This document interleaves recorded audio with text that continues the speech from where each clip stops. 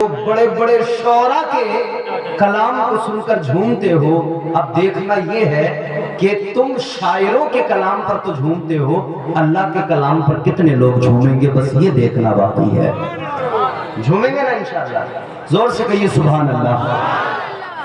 پروردگار عالم خالق کائنات رب لم یزل و لا یزال نے قرآن مجید میں اعلان فرمایا، الرحمن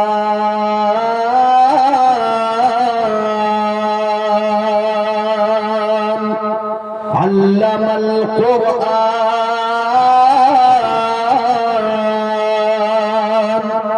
خلق الانسان۔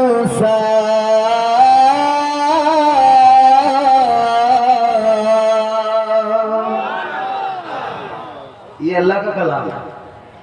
کسی شاعر کا کلام نہیں ہے۔ اچھا، کوئی بھی شاعر جب اپنا کلام کہتا ہے تو بڑی تعریف کرتا ہے نا حضور کی، مگر کوئی شاعر کتنی تعریف کر سکتا ہے؟ اللہ سے زیادہ تو اپنے محبوب کی تعریف کوئی نہیں کر سکتا نا۔ پروردگار عالم نے قرآن مجید میں اعلان فرمایا، اللہ تعالیٰ کا کلام ہے، رحمان نے قرآن سکھایا، الرحمن علم القرآن۔ تھوڑا سننا اگر چاہیں گے تو پھر انشاءاللہ ایک بار میرا موڈ اگر بن جائے تو پھر انشاءاللہ میں چاہوں گا کہ ہر ممکن کوشش کروں گا کہ آپ کو کچھ نہ کچھ سنا کر جاؤں گا۔ اللہ تعالیٰ نے قرآن مجید میں اعلان فرمایا، قرآن کہتا ہے رحمان نے قرآن سکھایا، اور اس کے بعد میں فرمایا خلق الانسان۔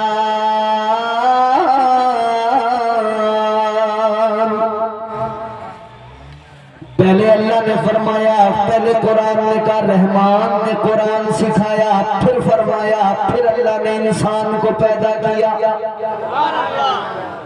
اب ہماری علماء طلبہ آپ کی توجہ اور آپ کے بڑے کام کی بات، آپ کے مطلب کی بات، رحمان نے قرآن سکھایا پھر انسان کو پیدا کیا، تو سوال یہ پیدا ہوتا ہے رحمان نے قرآن پہلے سکھایا پیدا بعد میں کیا، تو جب انسان پیدا ہی نہیں ہوا تو قرآن اللہ نے کس کو سکھایا؟ سمجھ میں آپ کی آ جائے گی انشاءاللہ۔ اردو سمجھتے ہیں نا آپ؟ پروردگار عالم نے اعلان فرمایا، قرآن کہتا ہے رحمان نے قرآن سکھایا، پھر فرمایا انسان کو پیدا کیا، تو انسان کو پیدا بعد میں کیا، قرآن پہلے سکھایا۔ بارگاہ رب ذوالجلال میں اگر عرض کیا جائے مولا جب انسان پیدا ہی نہیں ہوا، انسان وجود میں ہی نہیں آیا، تو یا اللہ تو نے قرآن کس کو سکھایا؟ تو اللہ کی رحمت پکار کے جواب دے گی، پروردگار عالم کا جواب آئے گا، سنو سنو، میں نے ساری انسانیت سے پہلے اپنے محبوب کو پیدا فرمایا، تو قرآن بھی میں نے سب سے پہلے اپنے محبوب کو سکھایا۔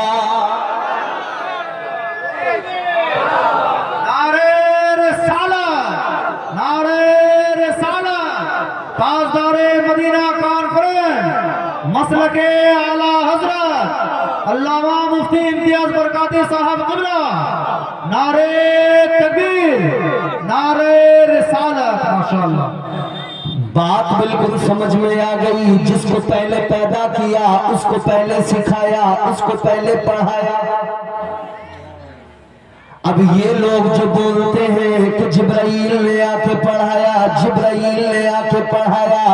ہوش کے ناخون لو، قرآن تو خود کہتا ہے پیدا اللہ نے انسانیت کو بعد میں کیا، پہلے اللہ نے سکھا دیا قرآن کسے؟ اپنے محبوب کو۔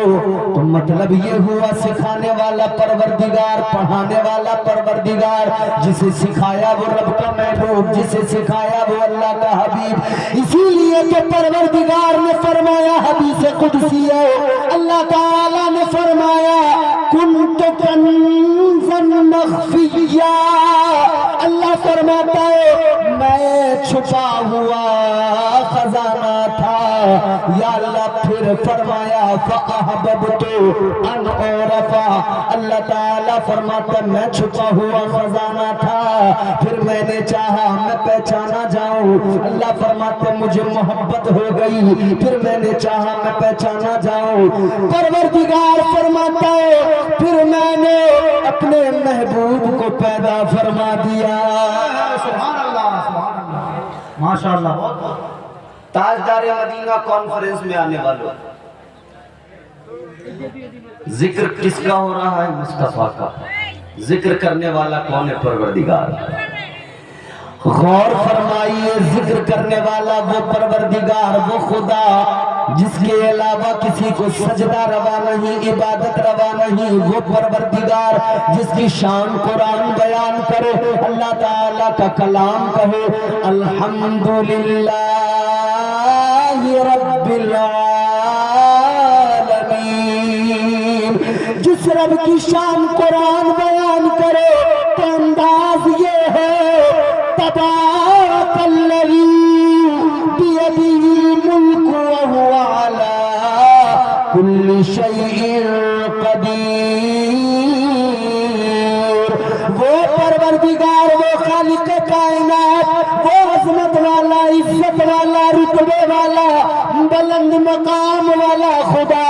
ذکر کس کا کر رہا ہے اپنے محبوب کا کر رہا ہے تو ذکر کرنے والا اتنا بلند ہے تو سوچو اس بلند نے جس کا ذکر کیا اس کو بھی کتنا بلند کیا ہوگا اس کو بھی کتنی عزتیں عطا کی ہوگی اس کو بھی کتنا مقام عطا کیا ہوگا اللہ تعالیٰ نے اس کو بھی کس قدر عزتوں سے نوازا ہوگا غور فرمائیے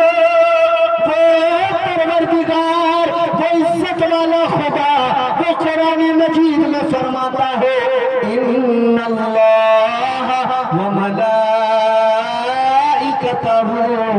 یصلون علی النبی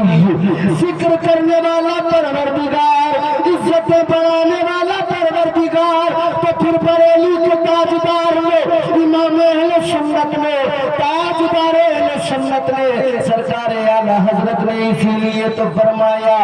سب سے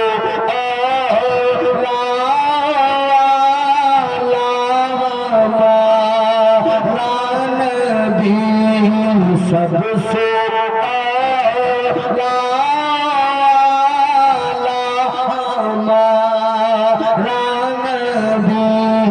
سب سے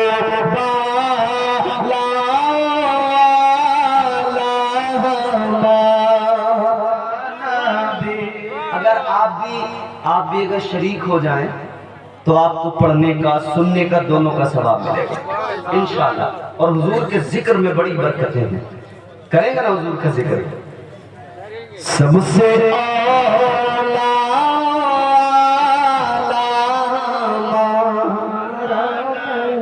شرمانے کی ضرورت نہیں شرمانے کی ضرورت زور سے سارے مجمع کی آواز آئے سب سے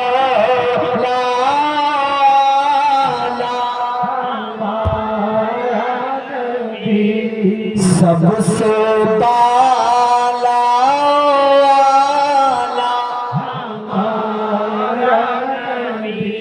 سب سے اولا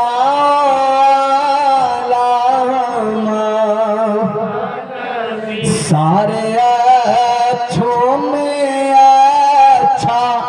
سمجھیے جسے سارے اچھوں میں اچھا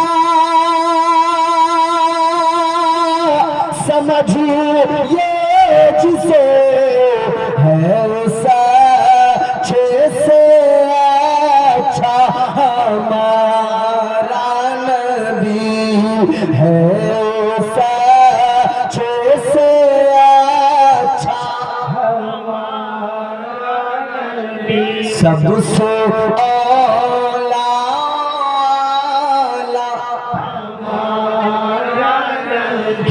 ہمارا نبی سب سے पाला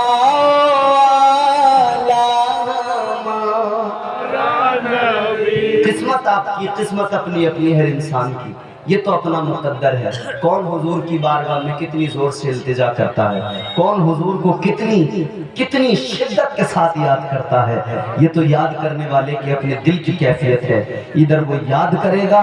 یہ میرا گمان ہے، یہ میرا یقین ہے، یہ میرا وجدان ہے۔ یاد کرنے والا جہاں سے بھی یاد کرے، مصطفیٰ اپنے غلام کی آواز کو بھی سنتے ہیں، اس کی فریاد کو بھی سنتے ہیں، آقا اس کے چہرے کو بھی دیکھتے ہیں، مصطفیٰ اسے بھی جانتے ہیں، اس کے باپ کے نام کو بھی جانتے ہیں، اور مصطفیٰ اس کے سارے خاندان کو بھی جانتے ہیں۔ پر یہ سب